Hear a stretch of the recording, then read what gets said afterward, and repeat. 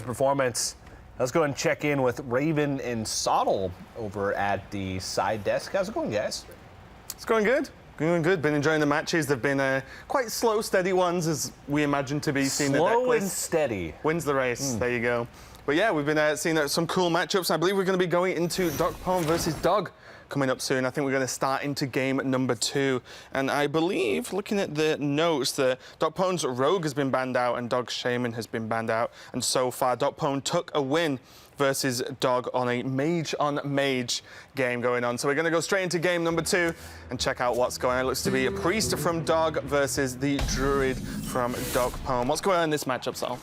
Yeah, I mean, this is not quite the same as it used to be. Of course, we see Dog's a couple of tech cards he has in this deck. The Galactic Crawlers are going to be a big whiff in the matchup. But previously, Dragon Priest, which is the archetype the Dog is playing, used to be able to get out a ton of early tempo against Jade Druid and just develop a ton more stats than Jade Druid from kind of turns 1 until 6, at which point Jade Druid would start catching up and closing the gap. So Dragon Priest would have to be aggressive through those turns, push damage, and try and end the game quickly. Now, because a lot of those early game dragons and big synergy plays have gone from the dragon package, Dragon Priest is now a much more late game deck, which makes it a lot harder for Dog to be able to get any initiative going. But after saying that the Galactic Crawler is a pretty big whiff, it does at least enable him to land his Talon Priest on curve for value, which is interesting because Dog, to make room for some of these tech cards in his Dragon Priest, has actually cut down to 1 Cabal Talon Priest, which is not something I have seen a great deal of.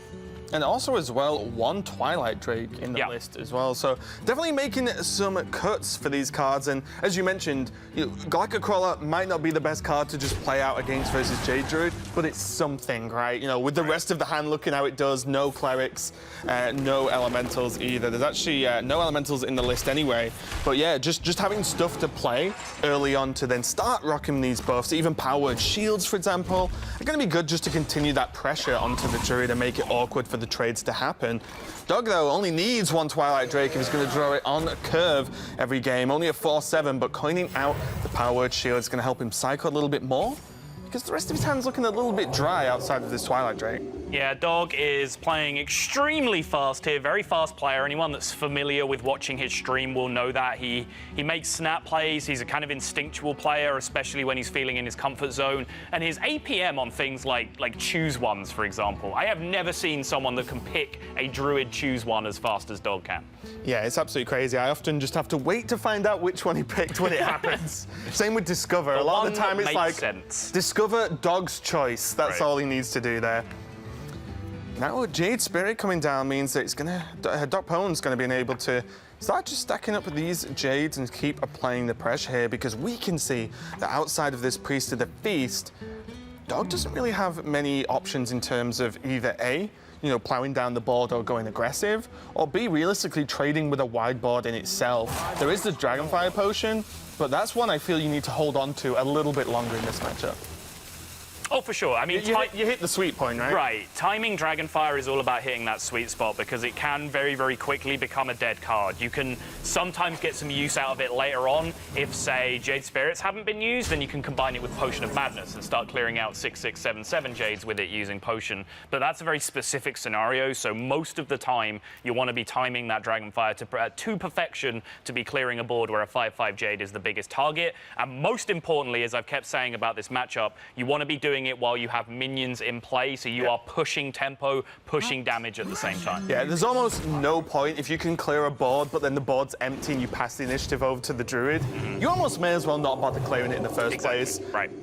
This Aya must be very frustrating for Dog here as well, because this 1 health outside of either a Potion of Madness small minion or the actual 1 Pyro plus a spell in the list, it's going to be just a pain to deal with. There is a Shadow Word Death, I think? Yeah, there is. There's a Shadow of Death in the list, but you don't want to do that on a 5/1, right? Especially Aya that replaces itself. Not when you could potentially need to just take out a singular 8/8 Jade or something on the board. Yeah, chose to trade with the 3-3 that turn did Dog. There was nothing really in terms of onboard trades that killing the 3-3 really changed too much, but this is a big taunt potential turn for DocPwn. Both Primordial Drake and Jade Behemoth, which haven't been played, could both be played here. So we didn't really want that 3-3 just running wild, hidden behind a taunt and not being able to deal with it. So clearing it out made a lot of sense, although Dog really should be looking for opportunities to really turn up the aggression, because we've mentioned several times during this broadcast already in the Dragon Priest games, the Dragon Priest is basically a pure value deck these days. It's very hard to push tempo like you used to be able to with Dragon Priest, and if that's the case, then you're not really going to have a great deal of time to outvalue a Jade Druid. So he does need to be looking for spots to try and push some aggression in this matchup. Yeah, and DocPwn probably knows this matchup in and out, as Jade Druid is actually his comfort pick, his favorite deck to actually play with, and we can actually hear more from DocPwn about that. I think Jade Druid for now looks really good in this meta. They got very good tools to make them better against aggro decks, and there's also less aggro decks. So I firmly believe that Druid will be one of the best in the prelims. I think everybody's gonna run it.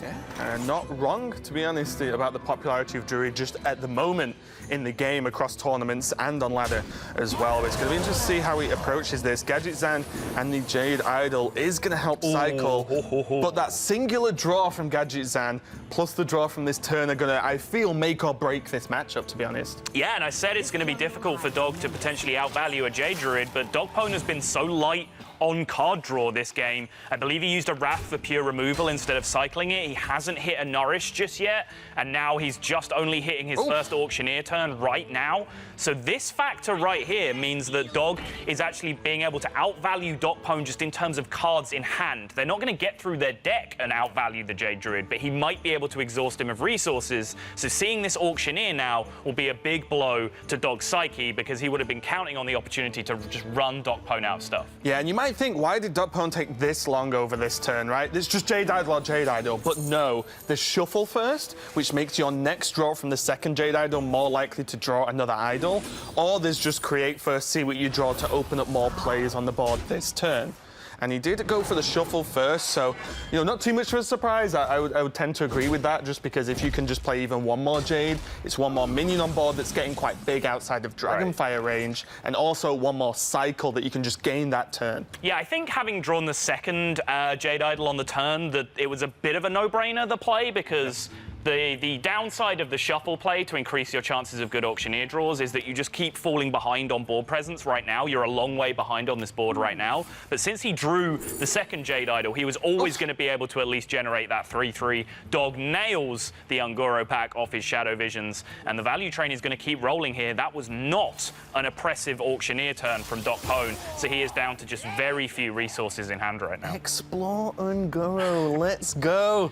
Dog can be a bit of a memer every now and again, Raven. Well, there you go. I think, you know, although Dog is... It's not happening. Well, I know. I'm not going to try and explain it. Okay. I just mean Dog's an exceptionally great player, but he does love to play these strange decks, these strange styles. And although we're more than likely not going to see Explore Ungoro at this point, it is something that I feel Dog could handle pretty well if required. And sometimes for Dog, out of the depths of a meme comes an explosive deck. He was playing Quest Rogue on stream for a joke, essentially, when he started playing it. The expansion came out, everyone thought the Rogue Quest was terrible. Dog tried it out, being a big Rogue fan. Bam, rank 1 legend. Oh, deck's good. Thanks, Dog.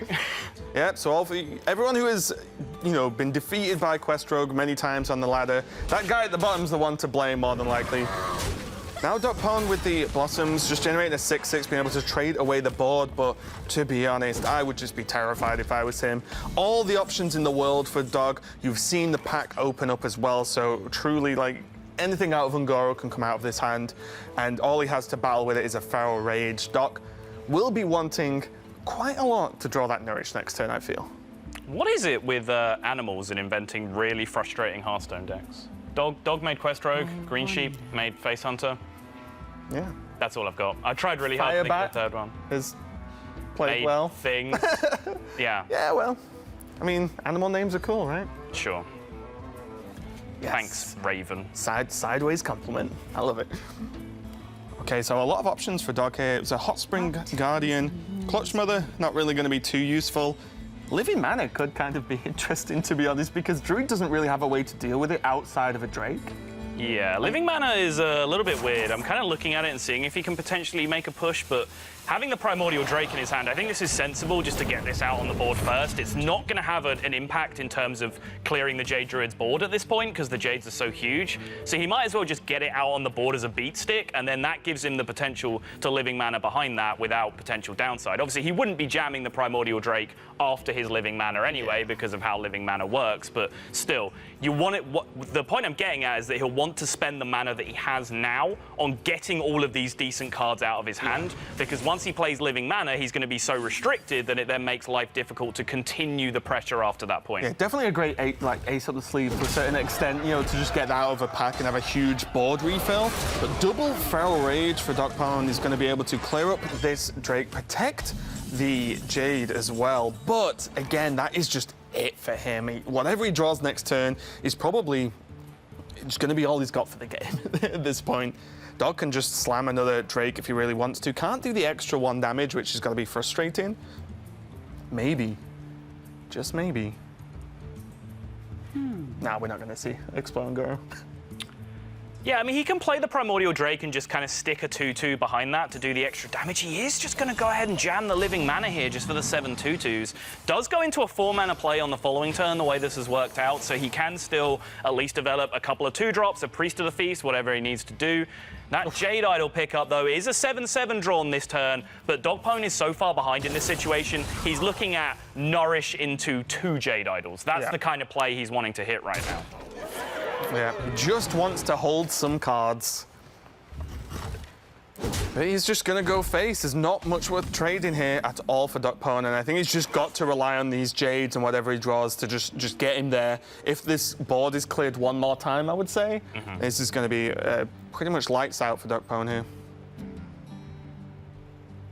So it takes 5 of his 2/2s to remove this board. So that doesn't feel too pleasant, especially because of the big hit of not being able to develop behind it. This is the downside of Living Mana. When you put it in any other deck outside of Aggro Druid, it does feel a lot weaker because Aggro Druid only needs 1 mana to jam Mark of the Lotus onto their mana tree ants, and then suddenly the board state becomes ridiculous. You don't need mana to play with after that when you've just got a full board of 3/3s. In just a regular Hearthstone deck, you can see that it actually dramatically impacts your tempo here. Like, Dog is going to have to trade the majority of his board if he wants to kill this 7/7. That's not a given at all. He can just choose to push face here. And he's just going to have a slow turn behind that. Yeah, well, I wondered as well, you know, Dog's going for the 2/2 drops just to fill the board again. But I wondered how good just like Hot Spring would be. You benefit from the heal. You've seen double Feral Rage come out. Is there realistically a way that DocPwn can clear it and still push for the additional 7 with the Jade on 1 card? Probably not.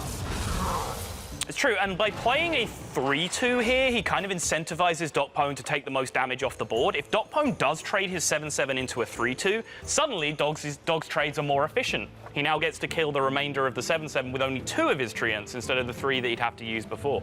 So it might be that DocPwn is incentivized here to just take a value trade in a weird way, a trade that kind of plays around the break points of the board. But DocPwn is just running out of time because this Living Mana board from Dog is just about getting there at this point. Yeah, it's 1 damage off lethal, I think now. It's just going to be 15 on the board, so... Yeah, I mean, it still feels terrible to put a 7/7 into, you know, a minion so small when you do actually need a way to end the game, when you don't have the resources in your hand to continue either. So maybe he just goes for it and hopes there's not the 1 damage. Yeah, I mean, I think, honestly, my favorite play in this position is just to hit face and just make your opponent have 1 damage. The scary part of that is that you know they have the Ungoro pack. I think without the Ungoro pack in hand, it's almost a no-brainer to just kind of put the pressure back on. My second favorite play is to kill the 3/2. Is to kill a 2/2 because of the reasons I described. Kill the Clutch Mother because of the breakpoints, the way that we make trading into his 7/7. But I love this face attack. This is brave, and it could work out big here for DocPwn because now Dog, after trying to make an aggressive push on the previous turn, now has to completely flip back on his head and respect the fact that DocPwn himself has set up lethal. I mean, if he went Explore and Goro, maybe Dog would have had that 1 damage. Raven, I hate you so much sometimes. I know. But you also love me the rest of the time, so that is also true. There you go. But yeah, Dog just has to trade. He doesn't have the 1 damage available. And also, he can't play any other minions onto the board either, so trades have to happen here. He is way too close to dying. Even if he had to trade, you know, 1 minion in to get the hot spring down, for example, just to put up a wall, that was always happening. And if you trade in 1, you may as well trade a few more. It doesn't really change the clock too much here. Back to the face plan for Dog. Just paid the due respect to the fact that Lethal was being threatened. There's the Nourish for DocPwn, though. How much is he going to be able to develop with his 5 remaining mana? Jade Blossom is a huge pickup. Wrath as well, not exactly ideal, but can take some of this damage off the board, so he can clear the 2-4 and a 2-2, and then a following 2-2 with the Wrath. That will only leave 7 damage on the board yet again. It's 1 damage. Haunting Dog at this point. And DocPwn just has to go for it here. I don't think there's anything in the deck that Wrath Draw would get to help. Double Fire Rage, for example, is gone. Maybe there's the Scales that would help push him further out of range. But again, at risk of just losing next turn, I do not think it is worth it.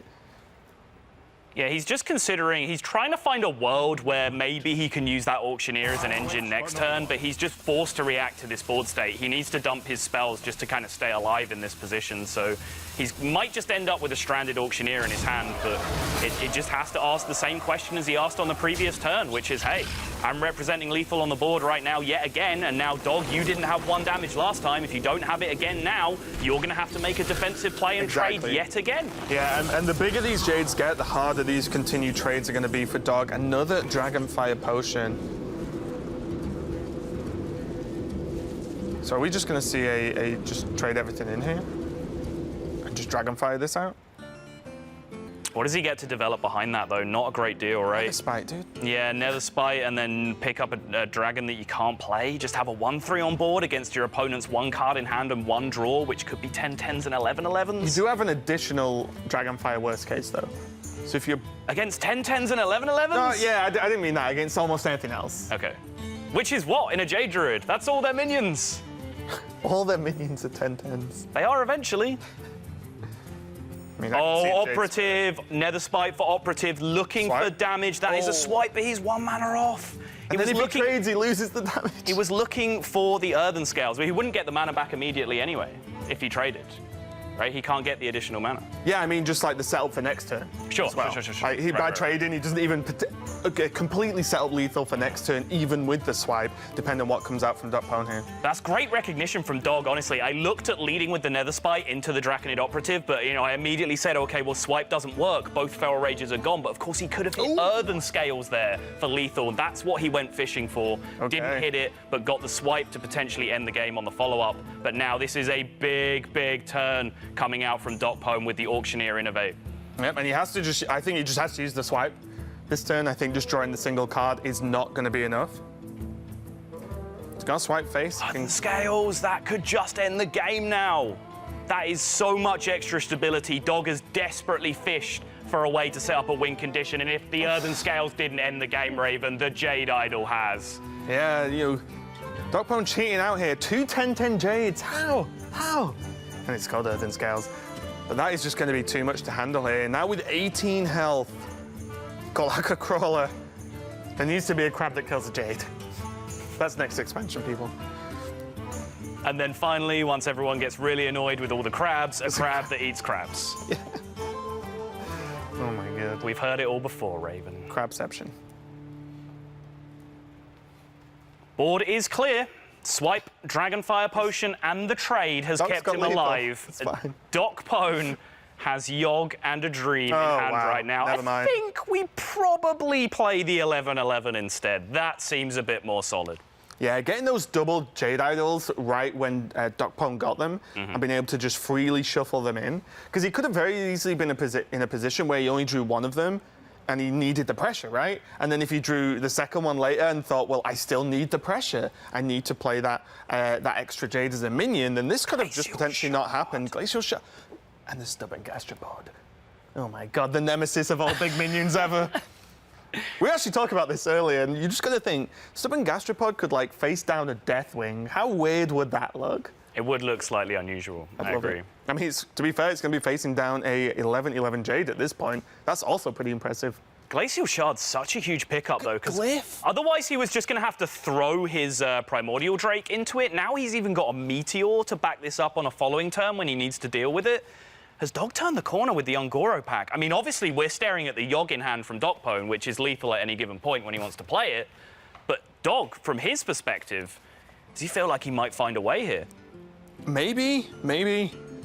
So Gachapod's going to come down, just get it down now. Heal is going to be prioritized over everything else. You don't want to die to a second swipe. This is a great setup, though, because now from Dog's perspective, Meteor can kill the 11-11 Jade. If a 12-12 Jade hits alongside it, then he's got the Gastropod in play to be able to trade it out. Does DocPwn really want to continue developing into this Gastropod, or does he just jam Yogg and hope? Doc's just forced to Yogg a Gastropod. It even rhymes. J Behemoth is going to be the option here, so It kind of rhymes. Yogg, Gastropod. Well, one's a G and one's a D. G and D don't necessarily, whatever. Oh. Oh.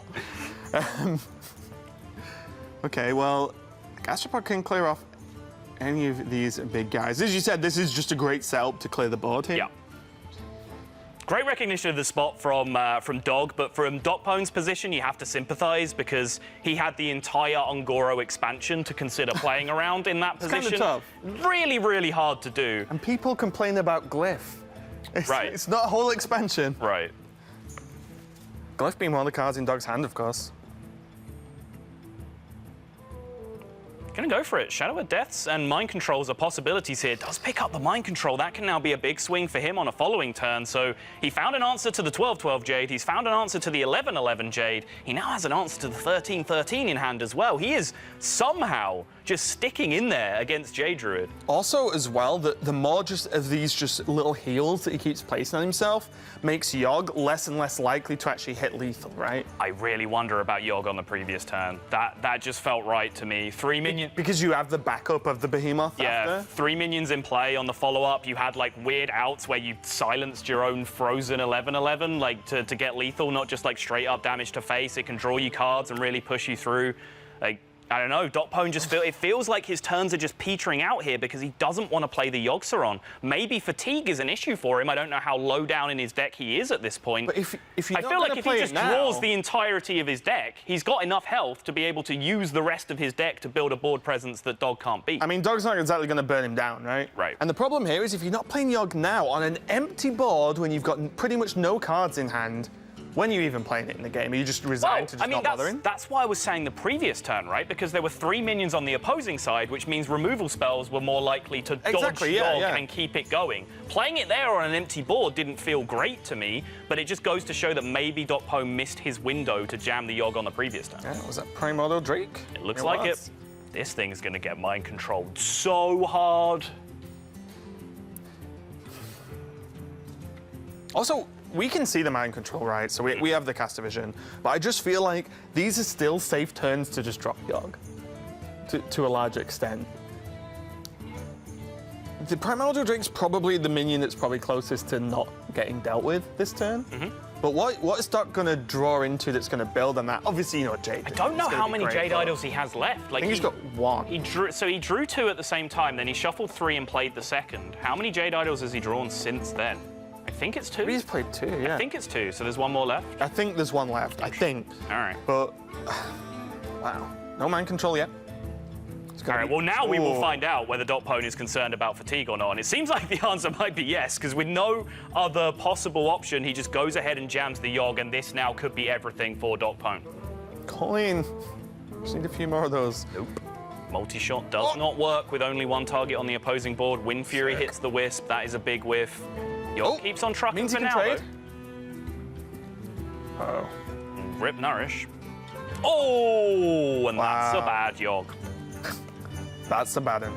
There goes Nourish. Maybe DocPwn not too bothered, depending on the size of his deck. But the problem is, again, the way this Yogg has created the outcome of just handing over the initiative to Dog again, and suddenly, you know, Mana Bind can just get thrown down. Any spell that Druid's going to play is only going to benefit you, especially because there's no like lethal out at this much health, right? And also, DocPwn just has to consider that the cards he's even playing at this point. What is this secret? Gonna go ahead and shapeshift. He's just gonna go and shapeshift. He's scared of the potential of mirror entity or something like that coming out for the primordial drake. Huh. What is DocPwn's plan here? It's a good question. Well, I feel like if it's entity, then there's one card you need in the deck, right? It's just Jade Idol. Right. But then if it's counterspell, I suppose you can play the Drake behind it. But how long can you wait? I mean, he didn't have 10 mana available on that turn because he was overloaded for 1 by the Lightning Bolt, so he might just be considering he wants to hero power this Ooze and play the Drake in the same turn. That way the stats of the Ooze can't be used to deal with the Primordial Drake, because of course from DocPwn's perspective, his Primordial Drake is a giant foray that Priest might have a bit of an issue dealing with, and we miscounted. Yeah, all of the Jade Idol's gone, so DocPwn is just in a huge mess now. That is just going to be game for Dog. This is not going to be enough for DocPwn to get through. The minion, he doesn't really want to Earthen Scales either, because sitting at 4 attack, this one's looking pretty sweet here for DocPwn, but it's just not going to be enough. Mind Control is going to end this. And this is looking rough now as Dog is able to even this one up. He's just gonna, I love it. I knew it was going to get played. Good job, Doug. 1-0 to Raven. Beautiful. And honestly, shout out to Dog, because from a very, very unfavorable position, I think Dog has resoundingly outplayed his opponent in that spot. I think he was a long way behind in the position of the game, but he navigated some incredible positions with the Gastropod Meteor set up in the mid game, and maybe DocPwn has to just go back and look at that Yogg-Saron timing. Yeah, and DocPwn had a lot to consider there, and there was something that was pretty cool about that series and his effort in this tournament overall. He's actually wearing the same clothes he wore in the Bahamas, so we can check him out. Well, it looks like today. This is today right now as he's playing, or at least getting ready to go into the next game against Dog. Okay. So there's a recognizable attire, as this is him in the Bahamas. That's a different T-shirt. Come on. No, it's just cut off. You can see the it's close. Anyway, the hoodie is there, the hat is there. DocPwn definitely there for the look for DocPwn. But speaking of Bahamas, we can check out what Doc's career profile looks like after his huge breakout performance there as well. He pretty much did come out of nowhere in terms of in the playoffs and going all the way, performing very, very well indeed. And he's just, kind of still doing it to a certain extent in the playoffs. Still many more rounds to go. He could re-qualify again. Yeah, I mean, we might even see some more breakout stars the way this playoff is going. A lot of the very top names have fallen to 0-2 or a 1-1 record early, which makes it very, very difficult to qualify out. So we might be seeing some of the, the new seasons DocPwns, for example, Dr. Jinkaninki, all of these players who made a name for themselves in winter. There are some new players coming out in North America who are looking to make that happen. Yeah, and we can check out what exactly DocPwn's been up to post-Bahamas. Me beating the world champion, Pavel, that was a big thing. DocPwn takes down the world champion, knocks him out of this tournament. People talk to me more about Pavel than Bahamas in general. His shadow followed me all the way back to Montreal. When I got home, I was surprised the amount of people that followed me there. This has been one of my favorite stories, was DocPwn's. Everybody's sending me messages of congratulations. Most of them don't know anything about Hearthstone. My colleagues, they were so hyped about what happened in the Bahamas. They printed out funny pictures of me there that they took on the net, and they put it on all the walls in my office. It felt really good to be supported by all these nice people. DocPwn, certainly it's been a fantastic run for him through the Americas playoffs to this point, and he'll be going to the World Championship. Since I'm already qualified for the World Championship, I'm not gonna go to the spring prelims with the same goal, right? I'm just going there mostly to have fun and practice. These competitions are really, really important for me. I need to improve a lot more if I want to win the World Championships. Great finding out more about DocPwn. A super cool guy we got to hang out with quite a lot, actually, at the Bahamas. And Very good recognition there from him, just saying there's still a lot I need to improve on. So I'm going to use it. I'm already qualified for the World Championships. Right. I'm going to use these tournaments to improve, to focus, and to try and get better at the game as we move on to game number 3 versus Dog. Most importantly, I stand corrected. It was the same There you go. t-shirt. Yeah. Never question me again, so. My bad. Not when we're talking about clothing. That's fair. Yeah. All right, I'll give you that one. Thank you. Dog going in here for the Miracle Rogue as well. Not the Quest Rogue we were talking about, he popularized. Yes. But Dog, hey, before Quest Rogue was a thing, he was pretty good at Miracle Rogue. Definitely one of his signature decks. Oh, absolutely, yeah. But he's running a version here with still the Swashbucklers in the list, which is not a given these days. Some players are starting to cut the Swashbuckler from the list, you know, kind of following in the footsteps of Quest Rogue in that regard. And Dog here choosing not to backstab the 1-3. Now, you might be looking at this and saying, Dog, you fool, what are you doing? This allows your opponent to buff their Murloc and start pushing. Does but it? now, in this position, you now tempo out the backstab SI, and look at how quickly Dog reacted to the situation. He said, you know what? If there is a 2-3 buffing this Murloc, that's actually a better position for me than anything else. Plus, I cover the potential of Coin War Leader doing the same thing, and I still have backstab SI to deal with that War Leader. Great play for the Dog. Yeah, and also now, although not the flashiest and nicest of plays, there can even be just patches into Eviscerate, probably Thanos. Would you now say instead. that him having drawn this patches was pretty strong since he can use it to activate his Eviscerate, Raven? Is that a thing that you might say? I wouldn't. I do remember, who was it that said that yesterday? I think it was TJ. I was actually talking a lot about how he likes drawing patches. Interesting. And he thinks it actually improves his win rate overall. Wow, fascinating. Admirable as well, I think, is a big fan of drawing patches. Yeah, he actually is one of the best in the world, in fact. Indisputably the best at drawing the world. Exactly, so this... What did I even just say? That wasn't even a sentence. I mean, that's all I hear all the time from you, Saul. But, Murloc Paladin, pretty much deemed the best all-round deck in the game. Agreed. How is it lining up versus Miracle Rogue? Because one, Miracle Rogue's just not as popular in general as Quest Rogue. But how does it actually go up against this list? Well, Miracle Rogue, if it puts together kind of the early game plays, is one of the few decks that can really match tempo with the starts of the Murloc mid-range Paladin. So in that regard, it can do very, very well because it can then follow up that tempo with continued tempo, whereas Murloc Paladin starts out as a very tempo-based deck and then transitions to a value-based deck later on with big pulls off Stonehill Defenders, Tyrion, Tarim, etc. Even Finger to a certain extent. Even Finger to an extent, yeah. Whereas, you know, Rogue just continues to just pile tempo on tempo on tempo. Their mid to late game plays are just Vilespine Slayers, cheap Arcane Giants, Edwin Van Cleef. Auctioneer draws your deck to make sure you have enough fuel to keep pushing that kind of tempo. So it really does come down to who is in command of the matchup come around turn 5, turn 6 or so. Mid-game. Because at that point, if Paladin's ahead, then they can just, you know, either push for lethal or slow down and grind the Rogue out of the game. If the Rogue's ahead, then they just have this incredible platform to build off of from there. Yeah, I think Vilespine is actually one of the key cards in just grabbing that. Just insta-killing a minion is absolutely insane. Right. And even just the 3-4, not great to a 5-mana minion, of course. The stats are a little bit underpowered on that minion.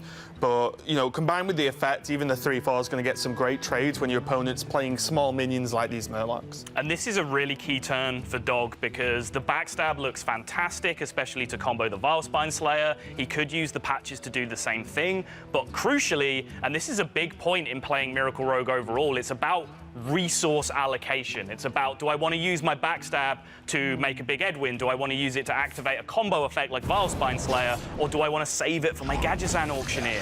And all of these are valid options, valid lines that you can go down. And Dog here choosing just to use the backstab to answer the board state. And as I said, this matchup very much about who gets a grip of the board around turn 6. Dog maxes out on tempo on turn 6. And not only does this grip him the board, it also denies the big Spike Ridge Steed coming down from DocPwn. Yeah, additional effect as well. What's nice is this Vilespine, you might look at it at a glance and say, but it just dies to True Silver. Great, because I have Gadgetzan and a prep in hand. Exactly. Yeah, so if this True Silver swing comes in, then Dog's just going to be like sick. You know, depending on the next draw, of course. If it's a spell, then he's looking absolutely fantastic. The odds on him drawing a spell from the prep play anyway are reasonably high. So this Gadgetzan's just going to be clear to almost do whatever it wants here. And the swing happens, the Kodo happens. It's not as if DocPwn shouldn't have swung in there to kill off the mini, as you said. It's fairly tempo-based, so you do want to grasp hold of that board. But the gadgets are now into Mimic Pod as well. Oh This my hits lord. second prep, second backstab, something like this. We could just see Dog going off. That is not the Mimic Podded card, and neither is this because of the way this interaction works. Hallucination's The Mimic Pod will great, come though. next, but Hallucination is a fantastic pickup, and that is a huge threat engine in hand now for Dog. Yeah, and even True Silver Champion now as an option. Silver Moon is okay. He's going to go for it. Okay, is a spell that's going to help. You know, go with these quest adventures, for example. Maybe hallucinates into something else. If a minion sticks, then the buff's going to be great, and it is more value in terms of a minion generation as well. But I was just thinking of the True Silver just to help equip and just start, you know, grinding down some of the rest of the board that DocPwn is going to put forward. Raven, all I care about is just getting this Vine Cleaver rolling. This is one of my favorite cards in the expansion. When I get asked this question, I say Living Mana because it's a powerful card in Standard, which is the core format, but I've also been playing a ton of Wild this season, and Vine Cleaver is absolutely bananas in that format. It's pretty good. When you can play a Paladin deck that just generates almost unlimited 1/1s, and then you have cards that buff those. Unusual to see it at this point in Standard, though. It was messed around with early on when I think Strife Pro was one of the first people to really start pushing out these kind of Paladin decks. Vine Cleaver was a card that he favored originally, but of course, the downside of the Vine Cleaver in this spot is that it puts those Silverhand recruits on the board for minimal getaway Kodo value, but Dog is still going to have a massive amount of trouble dealing with, first and foremost, what is 12 damage from Vine Cleaver, which is a massive hit against Rogue, and also just these 1/1s with no Fan of Knives in Dog's hand are going to be a huge, huge issue. It's all right, it's got Light's Justice. You got pick this. them off. Yeah. Pick them off one by one. To be fair, these hallucinations have been very underwhelming here for Dog, I feel. Like, you know, these weapons don't quite cut it. Divine Favor, not great when you're the deck that actually wants to have a huge hand and has just played Gadget Zan as well. Silver Moon Portal's going to come down and now generate a 2-drop, ouch, and then create the 6/6, which he knows is going to be traded into if DocPwn wants. Now there are targets for that Spyridge Steed, and I feel like for Dog, these Giants needed to be 0 mana, or at least closer than 4. He's getting there, yeah, for sure. DocPwn's list, is he running any equalities, by the way? I don't believe that he is, last that I looked. Yeah, I don't believe so. Okay. So Spyridge Steed play here from DocPwn. It's slightly awkward wherever he puts it. Nothing is really perfect in this position, although the Hero Power plus Hydrologist play can pull the Tidecaller up to 3. The Steed then only pushes it up to 5. So nothing does that clean 6 that he's looking for into the Questing Adventurer, which makes this turn just a tiny bit awkward. Yeah. He's also got the consideration of, no, never mind. I was going to say the only real clean answer to a Spyridge Steed would be a Sap from Dog, but Sap is actually just not a card in this list from Dog. Yeah, I was going to say that there's actually a thought where he could either Spyridge the 1/1 just to guard the Murloc as well, because that's just going to keep getting bigger and require an answer at some point. Or he could just Spyridge into the Kodo to make it like an even bigger taunt, but yeah. Going to go on to the 1/1, and what this does is just spread the power across the board, and now DocPwn's in quite the position. Eviscerate, it's going to help with these Giants, but with nothing great to combo it with either. Interesting. I feel these hallucinations have just sucked, to be honest. Yeah, I also just want to point out that the way that DocPwn traded has meant that he no longer has lethal represented, which has given Dog the position now where he can just load up the Arcane Giants. If he'd have value traded instead and kept his Tidecaller hanging around on the board, he would have had a clean lethal setup. But that Murloc War Leader being drawn now is going to deal the damage exactly. 3 + 3 + 3 + 4, 13. 1 and 1 come in to finish the job. Yeah, just, you know, I just feel like those hallucinations were just too slow. They didn't really shine out anyway. If it was choice between True Silver Champion and Silver Moon Portal, and the Silver Moon was picked, although it's a great spell in general and it was great for the Quest Adventurer, that's 4 mana. That's a lot of a rogue's turn. Normally rogues are used to just playing around with 1 mana, 2 mana prep spells sort of thing to just do crazy stuff, but that was just straight up 4 mana go, which is not what the rogue wants to do. Yeah, of course. I mean, Tyrion and all these other options, some of the highest value cards, you know, we see Discover effects for Paladin being so powerful in the form of Stonehill Defender that you would expect Hallucination to be playing that same game as well. But the thing with Stonehill Defender is it has those 400% weightings towards the cards that you're looking for, whereas Hallucination is just a cold, hard card vacuum of every card in the class, which makes it slightly less likely that you're going to pick up one of the highest value cards from the class. Yeah, let's get straight into game number 4. DocPwn versus Dog. DocPwn on the Druid again, and Dog locking in this Rogue. Oh, baby. This hand, Idle into Growth into Blossom, the absolute Jade Druid starter pack for DocPwn. Into wait a couple of turns and innovate Yogg. That seems like it would be a slight divergence from the regular game plan, but sure. Really? All right. On the other hand, though, Dog has a lot of minions, not quite the amount of spells he needs, but he did start the game on the coin, which is actually probably most important for Rogue above all of the classes. Yeah, it's kind of gone back and forth. Rogue went, very early on, Miracle Rogue just always wanted the coin. Then it went through a period where it was actually a very heavy tempo deck, when it was Small Time Buccaneer on 1, Trying Curve to Tomb Pillager on 4. That deck actually wanted to go first, despite a lot of people still thinking it was a coin deck. And now maybe we've come back around full circle to the deck being more reliant on Auctioneer, Questing Adventurer, Edwin Van Cleef, etc., which are all cards that want to be using coin. Yeah, it's just the lack of that hyper-powered early game, right? Exactly. Buck into Dagger, guaranteed every single, you can always Dagger on 2, you're not trying to find a weapon. Made that early start incredibly powerful. The coin is only going to help with that. But as the tempo comes a little bit later for the Rogue, I think the coin is actually better now. Sure. Sherazin as well can provide a bit of a pain for the Druid because it is enough damage to actually take down Jades for quite a while. Yeah. And in Rogue, normally it's fairly easy to get recycled, but looking at this hand, maybe not. Hallucination is a great pickup, though. Especially, now there's double of this Hallucinate coin. Also, just even having this Vile Spine Slayer around with these cheap spells is magnificent as well, because he can just snipe a minion out of nowhere here and carry on with this push where there's just 8 damage on the board already. Look at this hand from DocPwn, though, after the start that he had. No let up in sight. He can go for the Fandral Innovate Nourish right now if he wants to. He'll guarantee get that 2 mana back to deal with the 3/1 as a minimum if he wants to go with his hero power, plus the addition of 3 more cards. And he's mousing over the Fandral, which means that he's definitely considering that as a line of play. But of course, Auctioneer came into the hand on the right-hand side as well. I talked about resource allocation as a big skill for Dog as the Rogue in the previous game. How DocPwn wants to allocate his resources here is actually going to go a long way to deciding the winner of this game. Yeah, and I think the question here is the fact that he actually just has swipe available. He could just swipe down this board, not take 8. And then on turn 5, asking your opponent to play 4 spells is actually, I'll say how easy it is for Rogue a lot of the time. A lot of the time they don't have to do it on turn 5, like this early in the game. But it's just cards, right? It hasn't have to be spells. And there's, there's the Swashbuckler, etc., still in Dog's deck. So just playing like Vile Spine Slayers and Giants as well. Like there's still a lot of cards that would be awkward to play 4 of in a 5 turn. I would have 1 Innovate as Rogue, please. Thank you. God. With Gadget Zan and Coin as well. Wow. Sherazin's probably going to come back to life next turn. Yeah, and Dog is just perfectly happy here, just taking 1 turn in the back seat, just to say, all right, my next turn is just absolutely insane from this position. I'm going to Auctioneer, I'm going to draw a bunch of cards, my Sherazin is coming back out again, I have Eviscerates to spare, I'm likely to hit a Preparation, which means whatever board state you generate, I feel like it just goes bye-bye at this point. But now, by waiting 1 extra turn, DocPwn now has the potential to go to work Jade Idol into this Innovate Nourish play as well. And again, same sequencing as we saw previously. He wants those idols in his deck so that he can draw them now off the Nourish and tempo out as hard as he possibly can against this Rogue.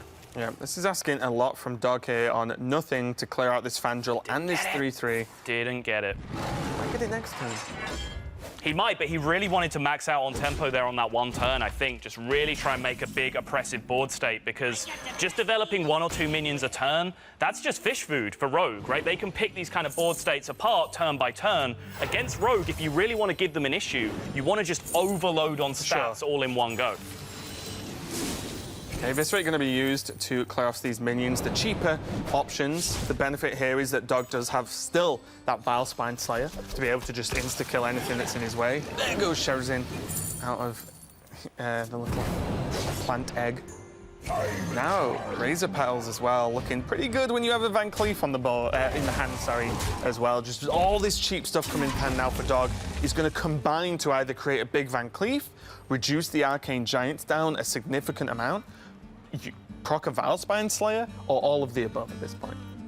Yep, yeah, the 2 Razor Petals in hand. The number one thing that leaps out to me is that it is just a guaranteed res on the Sherazin whenever he wants it. Of course, they do play nicely with the Edwin Van Cleef as well, but DocPwn has a more immediate problem in front of him, which is the Auctioneer on board with Dogs. I'm sure we're going to see the Feral Rage come out this turn. Jade Idol can be developed as well for a 5/5 if he wants it, but with the Auctioneer in hand, maybe he wants to hang on. No, of course not. He has Earthen Scales in hand as a 1-mana starter for the Auctioneer anyway. Yeah, and there's a chance as well that this could be a Sherazin trade with the dagger and can actually, Dog could just play enough cards to actually just res Sherazin straight away, which means it has to be dealt with on DocPwn's turn also. It's true. The Blood Mage pickup also means there's a pretty clean Blood Mage Vilespine this turn if he wants to go down that route, but of course that does mean that he's trading his Sherazin last and he won't get that immediate resurrection that you're talking about, so it's actually a tough call.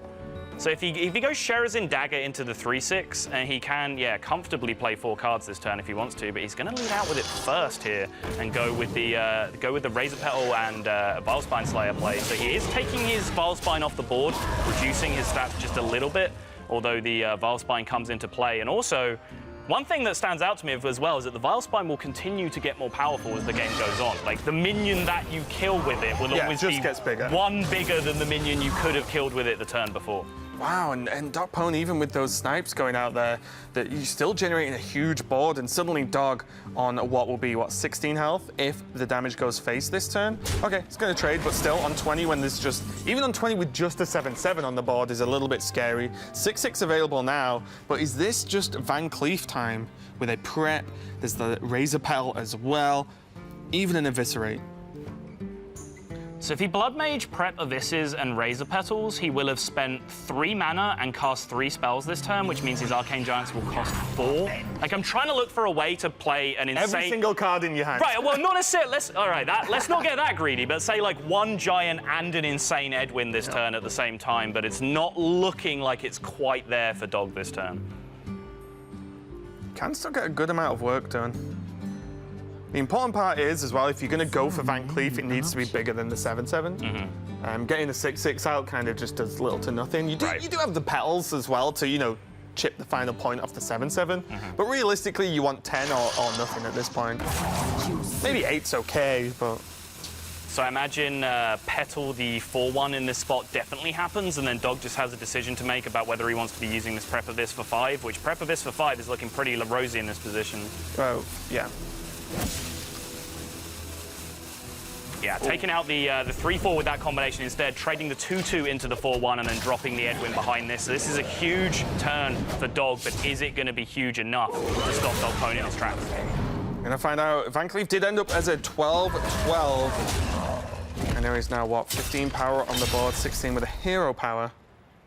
Yeah, the problem from Dog's perspective here is that even if DocPwn didn't have a powerful play this turn, he could just kind of trade out the Edwin and then, 2/3 value trade into the 2/2 and just play more Jades and go, fine. He knows they're cycled in, right? Right, you just hit me with your best shot and I'm still powering on through. Great song. Oh, now you get my 80s references. Yeah, because that's actually a great song. Is that even 80s? I feel like I've got that wrong. Might be 70s. It might be. Answers on a postcard. Message me on Twitter. When is Hit Me With Your Best Shot coming out? The problem here is Dog has a good refill with just double Arcane Giant if you really needed to next turn. But is it just not going to be enough at this point? The Jade Idol is going to help. His cycling from the Gadget Design is working wonders here. That's Wrath. Okay. I was like, is this another Jade Idol? Like, Dog, you savage. Wrathing down the 5/3 and just showing absolute, complete and utter disrespect to the 12/12, it looks like. Just sending the damage downtown and saying, hey, I'm at 34. Your 12/12 is an insect bite to me in this position. I'm just going to represent lethal. Well, that's key and something we didn't really mention too much up until this point, right? We're like, if Dog creates some huge minions, great. DocPwn's also just on 1 million health at this point. Right. It may as well be, whereas Dog is dying to almost anything at this stage of this game as well. So Dog really up against the wall now. Looks like he's going to try and get the draw off the Thanos, just to see what he gets. He does have the Vilespine Slayer to kill one of the 8/8s. He can kill the other one. He can trade off into the Gadget Zan, but how does he do the rest? I think Fan of Knives is possibly his consideration here, and he's trying to work out where he needs that extra point of spell damage off the Razor Petal first. But now Razor Petal going to come down, the trades are going to come through, and Dog is going to get the bad news that there is still plenty more gas coming out in DocPwn's hand. Yeah, Valspine Slayer, though, as you mentioned earlier, doing great work late game against Jade Druid. You just snipe an AA. But no, it's not going to get there. Dog going through the motions just to play out the turn. But DocPwn is going to take down Dog. He's continuing to perform very well. He is, yeah. I mean, following up the success in the winter season, we mentioned, of course, he is just pretty much playing for practice and playing for fun at this point, as well as a good chunk of prize money if he's able to make it back. And a nice trip to China. Yeah, why not? But of course, you know, he's taking out a big name like Dog, and you know, of course, Dog was a player that some of our casters had high hopes for this tournament, and it feels just a little bit like the caster prediction board is getting back to its old cursing habits. Yeah, well, all I know is it's not been cursed since I've been on it, so everything seems okay. But